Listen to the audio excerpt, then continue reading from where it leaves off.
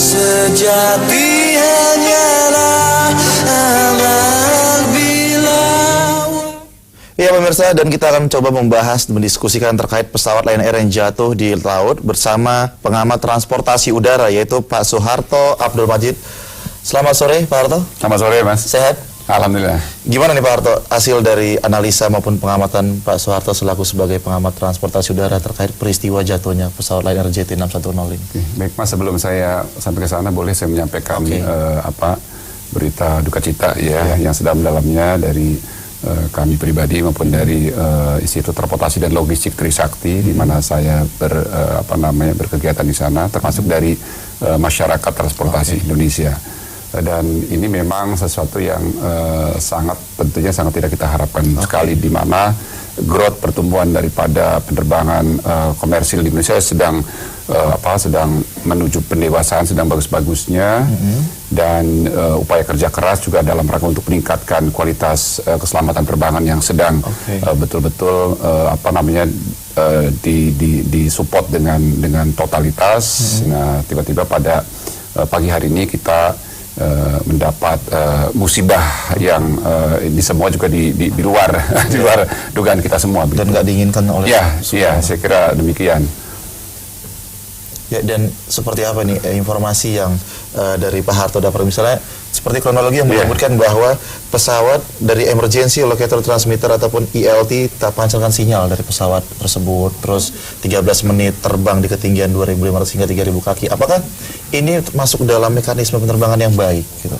Ya, maka itu ini saya juga tidak mau berspekulasi dulu ya. Kita ada lembaga resmi yang memang sudah ditetapkan oleh pemerintah, KNKT, ya, tetapi paling tidak sebagai satu gambaran sementara barangkali ya dari pengamatan saya begitu ya, bahwa kalau melihat dari sisi pesawatnya ini kan relatif baru ya, baru lebih kurang katakanlah 2 bulan, 2 bulanan, 3 bulan begitu ya, dan ini termasuk generasi yang baru begitu, jadi sangat grace sekali gitu ya, performance-nya juga saya kira tidak diragukan kembali ya. Artinya ini kan dari keluaran pabrikan, memang pabrikan yang bereputasi kan, Boeing gitu ya.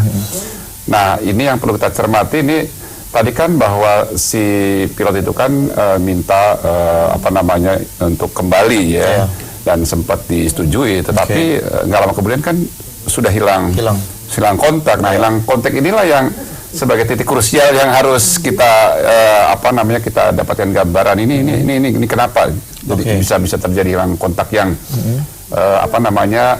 sesuatu yang di luar begitu ya.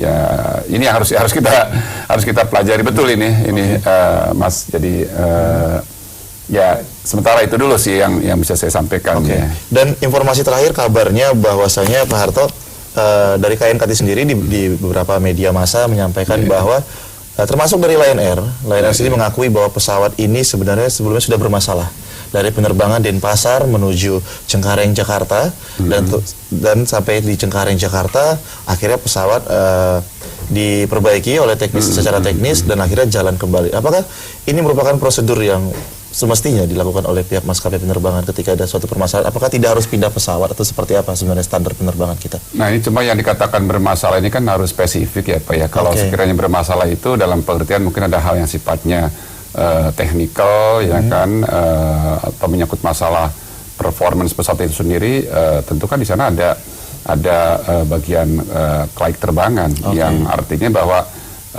setelah dipelajari secara utuh bahwa ini katakanlah bisa berpotensi gitu ya di dalam penerbangan berikutnya terjadi hal yang tidak diinginkan, ini ya tentunya tidak boleh dulu dong ya kan, sampai betul-betul masalahnya apa ya, spesifik, detail dipastikan, kemudian bahwa ini sudah ditangani sampai betul-betul clear ya, clean, sehingga dinyatakan layak terbang. Nah, ini saya kira ada yang kedua. Ini menyangkut masalah prosedural ketika di atas penerbangan. Jadi paling tidak ada 2 atau 3 hal yang bisa kita soroti begitu. Jadi sekali lagi kalau memang dinyatakan tadi bermasalah, nah itu harus dipastikan dulu, harus clear and clean masalahnya apa, berpotensi membahayakan atau tidak, karena ini kan sangat rigid, nggak sembarangan kan begitu. Jadi entah kalau ternyata ada dinyatakan ini, tapi dalam prakteknya misalkan bisa tanda petik misalkan gitu ya sudahlah ya dan sebagainya. Nah ini yang tidak boleh terjadi begitu, praktek-praktek demikian. Dan itu saya kira kita sudah sepakat nggak boleh lagi ada praktek-praktek seperti ini. Karena dulu kan pernah ada kejadian misalkan artinya ada tanda petik sampai disebut di media kan pilot yang kesasar begitu kan. Itu kan sebenarnya menjadi satu hal yang sangat tidak lucu begitu. Tapi kan begitu dia sampai ya kan kemudian mestinya kan KNKT data tapi dia udah terbang lagi. Nah itu kan tanda petik kan ada satu dan itu kan sudah menjadi pengetahuan umum kan waktu itu. Nah itu kan kita belajar dari masalah-masalah seperti itu gitu. Jangan sampai terjadi gitu ya. Lalu biasanya yang menjadi masalah terkendalanya hilang sinyal dari emergency locator transmitter ini di pesawat itu biasanya yang menjadi penyebab hilangnya sinyal-sinyal itu biasanya karena kan ketinggiannya juga. Iya, nah ini kan makanya ini menyangkut masalah antara lain teknis di dalam pesawat itu sendiri, avionics-nya, sistem komunikasinya dan sebagainya.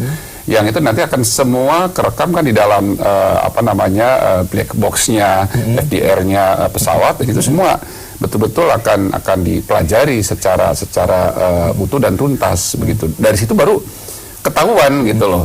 Ada apa? Apakah bisa jadi misalkan bahwa ini ada kaitannya dengan yang tadi disampaikan informasi bahwa ada problem di sana betul kan nanti ada korelasinya atau tidak begitu kan ya. Nah ini harus diselidiki nih di mana ini. Nah sehingga nanti ada pihak-pihak yang katakanlah turut bertanggung jawab dalam proses penerbangan tersebut. Tapi dari pengamatan dan berbagai informasi mengenai kronologi kejadian, apakah di sini Pak Harto bisa menyimpulkan atau menduga adanya human error di sini? Sekali lagi saya nggak berani ya Mas ya karena kita juga diajarkan untuk tidak langsung seperti itu tapi secara gambaran umum bahwa faktor-faktor terjadinya accident nih ya di dalam penerbangan ya tadi tidak tunggal seringkali ya jarang yang tunggal itu melibatkan banyak faktor gitu. Tinggal nanti kita lihat faktor mana yang mendahului, faktor mana yang relatif lebih dominan gitu. Jadi itu yang nanti harus kita lihat begitu. Nah untuk itu sekali lagi kalau dari sisi penyelidikannya kita serahkan sepenuhnya kepada KNKT. KNKT saya kira sudah lebih dewasa, sudah lebih profesional begitu. Dan standar ketinggian penerbangan informasi dari Airnav mengatakan seharusnya sudah 13 menit take off, ketinggian sudah bisa mencapai 15.000 hingga 20.000 kaki. Namun pada saat pesawat baru take off 13 menit, ketinggian hanya 2.500 hingga 3.000 kaki. Sebenarnya di ketinggian ini apakah sudah memberikan tanda atau memang ada standar khusus untuk ketika pesawat sudah meninggalkan 13 menit? Seorang pilot yang sudah berpengalaman profesional tadi sebutkan berapa? 6.000 jam ya? Iya.